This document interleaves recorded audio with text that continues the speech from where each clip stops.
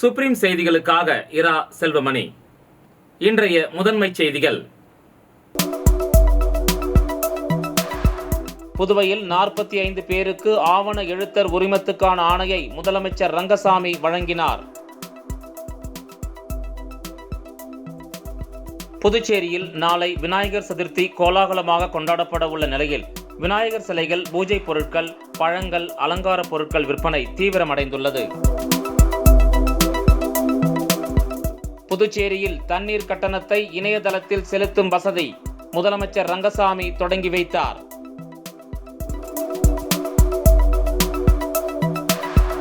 இனி விரிவான செய்திகள்.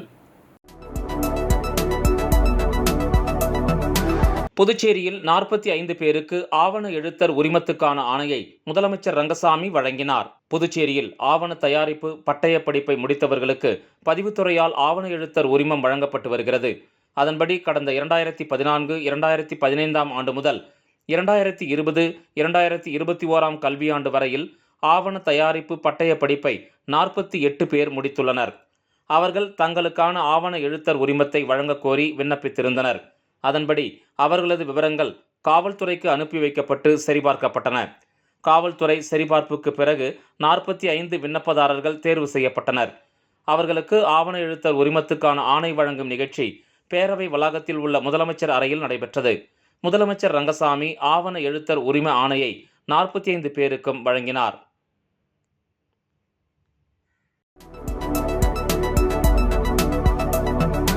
புதுச்சேரியில் நாளை விநாயகர் சதுர்த்தி கோலாகலமாக கொண்டாடப்பட உள்ள நிலையில் விநாயகர் சிலைகள், பூஜை பொருட்கள், பழங்கள், அலங்கார பொருட்கள் விற்பனை தீவிரமடைந்துள்ளது. நாடு முழுவதும் விநாயகர் சதுர்த்தி விழா நாளை வெகு விமரிசையாக கொண்டாடப்படுகிறது. இதனையொட்டி புதுச்சேரி மணக்குள விநாயகர் கோயிலில் தங்க கவசம் அணிவிக்கப்பட்டு மூலவர் பக்தர்களுக்கு அருள்பாலிக்க உள்ளார். புதுச்சேரியில் விநாயகர் சிலை விற்பனை தீவிரம் அடைந்துள்ள நிலையில் விநாயகர் பூஜைக்கு தேவையான விநாயகர் குடை, எருக்கம்பு மாலை, அருகம்புல், மா இலை, ஆப்பிள், சாத்துக்குடி, ஆரஞ்சு, விலாப்பழம், கம்பு, கதிர், மக்காச்சோளம், கலாக்காய், மாதுளம், கொய்யா, நாவல், திராட்சை மற்றும் செங்கரும்பு போன்ற அனைத்து பொருட்களின் விற்பனை தீவிரமடைந்துள்ளது. மேலும் விநாயகர் சதுர்த்தியை முன்னிட்டு பூக்களின் விலை கிடுகிடுவென உயர்ந்துள்ளது.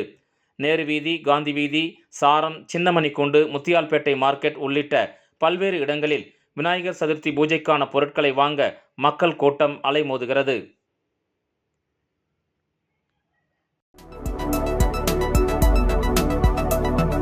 புதுச்சேரியில் தண்ணீர் கட்டணத்தை இணையதளத்தில் செலுத்தும் வசதியை முதலமைச்சர் ரங்கசாமி தொடங்கி வைத்தார். புதுச்சேரி நகராட்சியில் பொதுப்பணித்துறையால் தண்ணீர் கட்டணம் வசூலிக்கப்பட்டு வருகிறது. தண்ணீர் கட்டணத்தை வரிசையில் நின்று மக்கள் செலுத்தி வருகின்றனர். எனவே வரிசையில் நிற்கும் சிரமத்தை போக்கும் வகையில் இணையதளத்தில் கட்டணத்தை செலுத்தும் வசதியை பொதுப்பணித்துறையினர் இந்தியன் ஓவர்சீஸ் வங்கி உதவியுடன் செயல்படுத்தியுள்ளனர். இணையதளத்தில் தண்ணீர் கட்டணம் செலுத்தும் வசதியை முதலமைச்சர் ரங்கசாமி தொடங்கி வைத்தார். இந்த நிகழ்ச்சியில் பொதுப்பணித்துறை அமைச்சர் லட்சுமி நாராயணன், அரசு செயலர் ஜெயந்த்குமார் ரே, தலைமை பொறியாளர் தீனதயாளன், இந்தியன் ஓவர்சீஸ் வங்கியின் புதுச்சேரி மண்டல மேலாளர் எபினேசர் சோபியா உள்ளிட்டோர் கலந்து கொண்டனர்.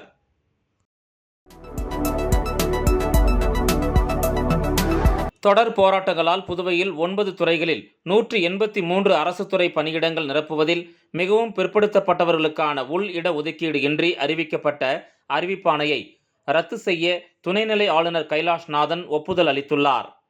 புதுவை மாநிலத்தில் கடந்த 2022 ஆண்டு 9 அரசு துறைகளின் 183 குரூப் பி அரசிதழ் பதிவு பெறாத காலி பணியிடங்கள் நிரப்ப நடவடிக்கை எடுக்கப்பட்டது. அப்போது இதர பிற்படுத்தப்பட்ட பிரிவினரில் மிகவும் பிற்படுத்தப்பட்டோரில் மீனவர், இஸ்லாமியர், பிற்படுத்தப்பட்ட பழங்குடியினர் ஆகியோருக்கான உள் இட ஒதுக்கீடு இன்றி பொதுவான மிகவும் பிற்படுத்தப்பட்டோர் என குறிப்பிடப்பட்டு அறிவிப்பாணை வெளியிடப்பட்டது. ஆனால் கடந்த 2023 ஆண்டு காலி பணியிடங்கள் நிரப்புவதில் மிகவும் பிற்படுத்தப்பட்டோருக்கான உள் இட ஒதுக்கீடு அனுமதிக்கப்பட்டது.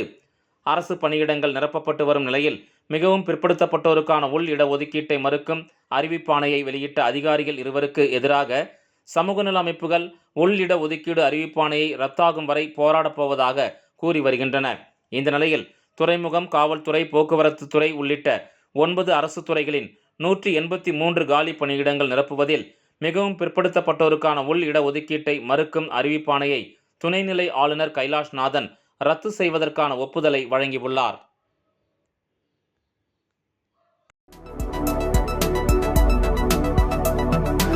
பொதுப்பணித்துறையில் பணிகள் மேற்கொள்ள ஒப்பந்ததாரர்களுக்கான ஒப்பந்த திறன் கட்டுப்பாடுகள் தளர்த்தப்பட்ட அரசாணையினை முதலமைச்சர் ரங்கசாமி வெளியிட்டார். புதுச்சேரி அரசு பொதுப்பணித்துறையின் திட்ட மதிப்பீடுகளை தயாரிப்பதற்கு 2024-2025 ஆண்டுக்கான புதுச்சேரி, காரைக்கால், மாஹே, ஏனம் பகுதிகளுக்கான தனித்தனி புதிய விலைப்பட்டியல் அடங்கிய புத்தகத்தை முதலமைச்சர் ரங்கசாமி சட்டசபையில் வெளியிட்டார். இதேபோல் பொதுப்பணித்துறையில் பணிகள் மேற்கொள்ள ஒப்பந்ததாரர்களுக்கான ஒப்பந்த திறன் கட்டுப்பாடுகள் தளர்த்தப்பட்ட அரசாணையினை முதலமைச்சர் ரங்கசாமி வெளியிட்டார். இதன் மூலம் புதுச்சேரி ஒப்பந்ததாரர்கள் பொதுப்பணித்துறையில் 20 கோடி ரூபாய் வரையிலான பணிகளை தளர்த்தப்பட்ட கட்டுப்பாடுகளுடன் ஏலத்தில் கலந்து கொண்டு மேற்கொள்ளலாம். இந்த நிகழ்ச்சியில் பொதுப்பணித்துறை அமைச்சர் லட்சுமி நாராயணன், துறை செயலர் ஜெயந்த்குமார் ரே, தலைமை பொறியாளர் தீனதயாளன், கண்காணிப்பு பொறியாளர் வீரசெல்வம், செயற்பொறியாளர்கள் மற்றும் ஒப்பந்ததாரர்கள் கலந்து கொண்டனர்.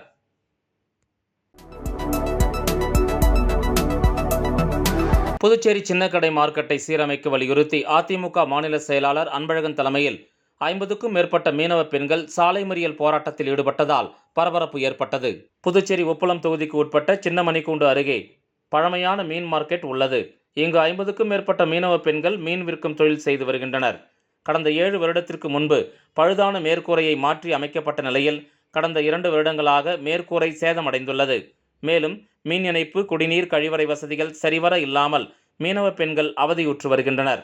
இந்த நிலையில் நேற்று பெய்த சிறிய மழை காரணமாக செல்வி என்ற மீனவ பெண் மின்சாரம் தாக்கி மருத்துவமனையில் அனுமதிக்கப்பட்டுள்ளார். இதனால் ஆத்திரமடைந்த மீனவ பெண்கள் தொகுதி முன்னாள் சட்டமன்ற உறுப்பினரும் அதிமுக மாநில செயலாளருமான அன்பழகன் தலைமையில் சின்னக்கடை மார்க்கெட் அருகே சாலை மறியல் போராட்டத்தில் ஈடுபட்டனர்.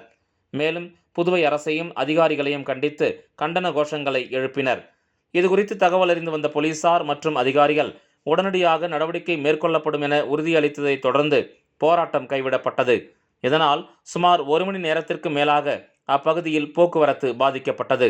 இதனையடுத்து செய்தியாளர்களிடம் பேசிய அன்பழகன், புதுச்சேரியை ஆளும் பாஜக, என்ஆர் காங்கிரஸ் அரசு தொடர்ந்து மீனவ சமுதாய மக்களை புறக்கணித்து வருவதுடன் சிறிய மீன் மார்க்கெட்டை கூட சீரமைக்க முன் வராதது கண்டிக்கத்தக்கது என்றார்.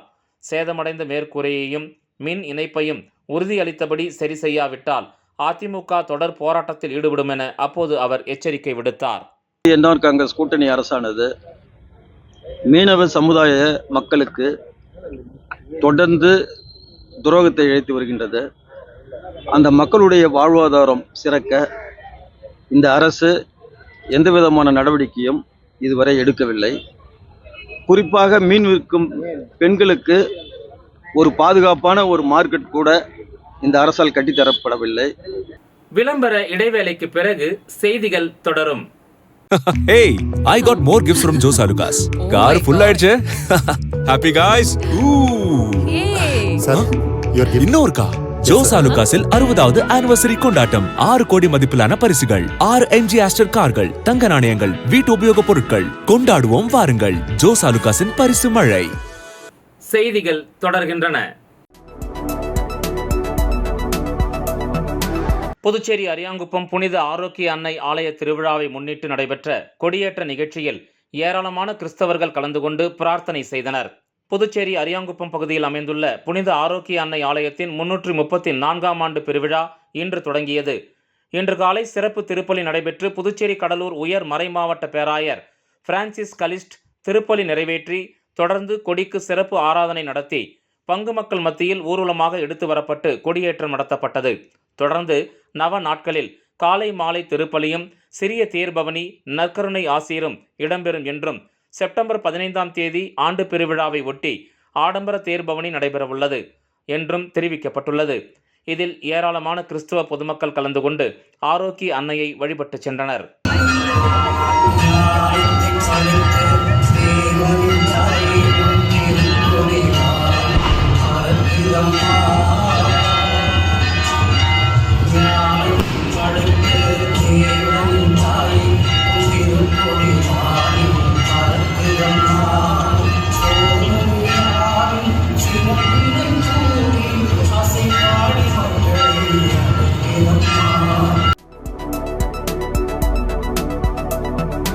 புதுவையில் இறந்தவர்களின் பெயரை குடும்ப அட்டைகளில் இருந்து நீக்க வேண்டும் என குடிமைப்பொருள் வழங்கல் துறை அறிவுறுத்தியுள்ளது.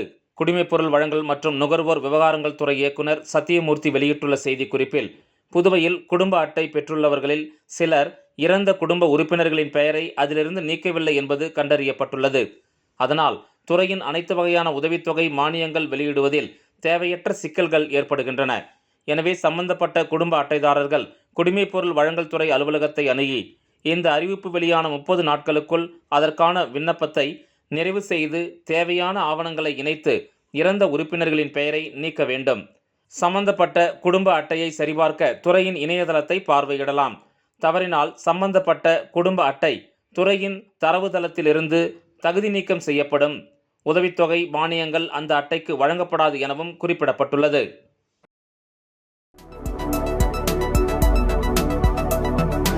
நல்லவாடு அரசு நடுநிலைப்பள்ளியில் ரூபாய் 30 லட்சம் மதிப்பில் 2 புதிய வகுப்பறைகளை கட்டும் பணியினை சட்டப்பேரவைத் தலைவர் செல்வம் பூஜை செய்து தொடங்கி வைத்தார். மணவெளி தொகுதிக்கு உட்பட்ட நல்லவாடு கிராமத்தில் உள்ள அரசு நடுநிலைப்பள்ளிக்கு ரூபாய் 30 லட்சம் மதிப்பில் புதியதாக 2 வகுப்பறைகளை கட்டும் பணியில் துவக்க விழா பள்ளி வளாகத்தில் இன்று நடைபெற்றது. இந்த நிகழ்ச்சியில் தொகுதி சட்டமன்ற உறுப்பினரும் சட்டப்பேரவைத் தலைவருமான செல்வம் கலந்து கொண்டு பூமி பூஜை செய்து பணியினை தொடங்கி வைத்தார். இந்நிகழ்ச்சியில் பள்ளி தலைமை ஆசிரியர், ஆசிரியர்கள், மாணவ மாணவிகள் மற்றும் தொகுதி முக்கிய நிர்வாகிகள் உட்பட பலர் கலந்து கொண்டனர்.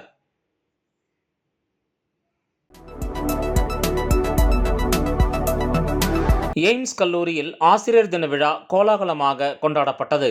எய்ம்ஸ் கல்லூரி ஆசிரியர் தின விழா கோலாகலமாக மாணவர்களால் கொண்டாடப்பட்டது. விழாவில் மாணவர்கள் ஆசிரியர்களுக்கு பரிசுகள் வழங்கி கௌரவித்து தங்களின் அன்பையும் மரியாதையையும் செலுத்தினர். எய்ம்ஸ் கல்லூரி மாணவர்களின் திறனை வளர்க்கும் சிறப்பான சேவையை செவ்வனே செய்து வருகிறது. இவ்விழாவில் சிறப்பு விருந்தினராக டாக்டர் லயன் சுரேஷ் கல்லூரி முதல்வர் கலந்து கொண்டு மாணவர்களை பாராட்டி வாழ்த்தினார். மேலும் மாணவர்களுக்கு தங்களின் கல்வித்திறனை மேம்படுத்துவதற்கான ஆலோசனைகளையும் வழங்கி விழாவினை சிறப்பித்தார்.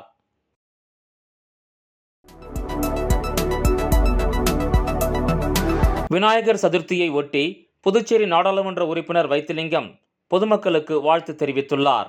புதுச்சேரி நாடாளுமன்ற உறுப்பினர் வைத்திலிங்கம் மக்களுக்கு விடுத்துள்ள வாழ்த்துச் செய்தியில், புதுச்சேரி மக்கள் அனைவருக்கும் விநாயகர் சதுர்த்தி வாழ்த்துக்களை தெரிவிப்பதில் மகிழ்ச்சி அடைவதாகவும், வினைகளை நீக்கி அருள் தரும் விநாயகப் பெருமானின் பிறந்த நாளே ஆவணி மாத வளர்பிறை சதுர்த்தி விநாயகர் சதுர்த்தி விழாவாக கொண்டாடப்பட்டு வருகிறது என்றும், விநாயகர் செழிப்பு மற்றும் ஞானத்தின் கடவுளுக்கு புகழ் பெற்றவர், அவரை வணங்கி தொடங்கினால் வெற்றி நிச்சயம் என்றும், இந்த நன்ன நாளில் புதுச்சேரி மக்கள் தொடங்கும் நற்காரியங்கள் அனைத்திலும் வெற்றி கிடைக்கட்டும் என்றும், புதுச்சேரி மக்களின் வளர்ச்சிக்கான தடைகள் அனைத்தும் உடைபடட்டும், வெற்றிகள் குவியட்டும் என்று அந்த வாழ்த்துச் செய்தியில் வைத்திலிங்கம் குறிப்பிட்டுள்ளார்.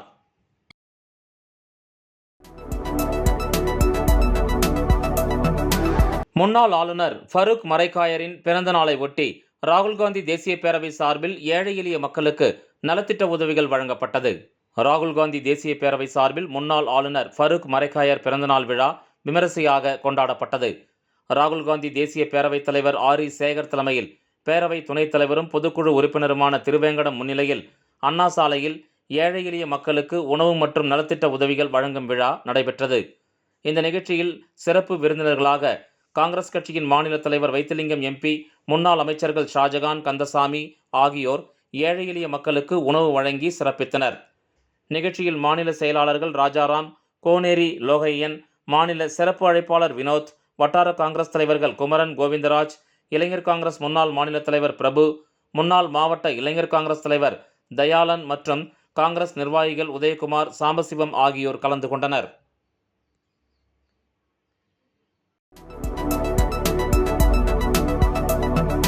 புதுச்சேரியில் விநாயகர் சதுர்த்தியை முன்னிட்டு விநாயகர் சதுர்த்தி பேரவை சார்பில் 150 இடங்களில் விநாயகர் சிலைகள் நிறுவி சிறப்பு பூஜைகள் நடைபெறவுள்ளன.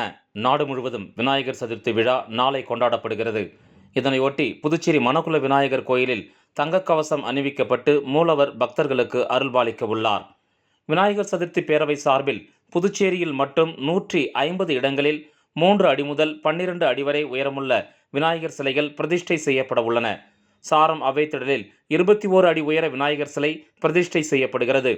நகரம் முழுவதும் பிரதிஷ்டை செய்யப்படும் விநாயகர் சிலைகள் செப்டம்பர் 11ஆம் தேதி கடலில் விசர்ஜனம் செய்யப்பட உள்ளதாகவும் அறிவிக்கப்பட்டுள்ளது. மேலும் இந்து முன்னணி சார்பில் புதுவை முழுவதும் 500க்கும் மேற்பட்ட இடங்களில் விநாயகர் சிலைகளை நிறுவி பூஜை செய்யப்பட உள்ளதாகவும் தெரிவிக்கப்பட்டுள்ளது. மீண்டும் முதன்மைச் செய்திகள். புதுவையில் 45 பேருக்கு ஆவண எழுத்தர் உரிமத்துக்கான ஆணையை முதலமைச்சர் ரங்கசாமி வழங்கினார். புதுச்சேரியில் நாளை விநாயகர் சதுர்த்தி கோலாகலமாக கொண்டாடப்பட உள்ள நிலையில் விநாயகர் சிலைகள், பூஜை பொருட்கள், பழங்கள், அலங்கார பொருட்கள் விற்பனை தீவிரமடைந்துள்ளது. புதுச்சேரியில் தண்ணீர் கட்டணத்தை இணையதளத்தில் செலுத்தும் வசதி முதலமைச்சர் ரங்கசாமி தொடங்கி வைத்தார்.